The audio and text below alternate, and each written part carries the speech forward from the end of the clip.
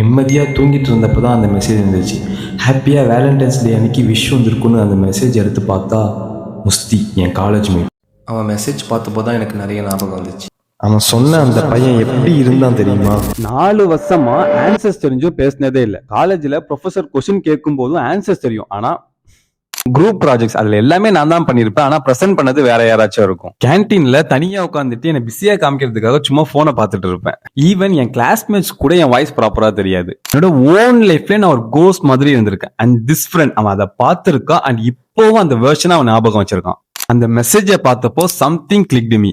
Nobody is going to give you a trophy for being silent. So let me break down 3 lies I was doing to myself and 3 truth I know now. Number 1, I am just naturally shy. Number 2, people will judge me. Number 3, I need to be perfect before I speak. This is the killer. Perfection னு சொல்றது உங்களை சுத்தி நீங்களே prison கட்டிக்கிற மாதிரி. ரொம்ப இம்பார்ட்டன்டான 3 truths part 2ல சொல்றேன். 11 of my 30 days daily video challenge. மறக்காம சப்ஸ்கிரைப் பண்ணிக்கோங்க. இன்ஸ்டாகிராம்ல பார்த்துருந்தீங்கன்னா ஃபாலோ பண்ணிக்கோங்க.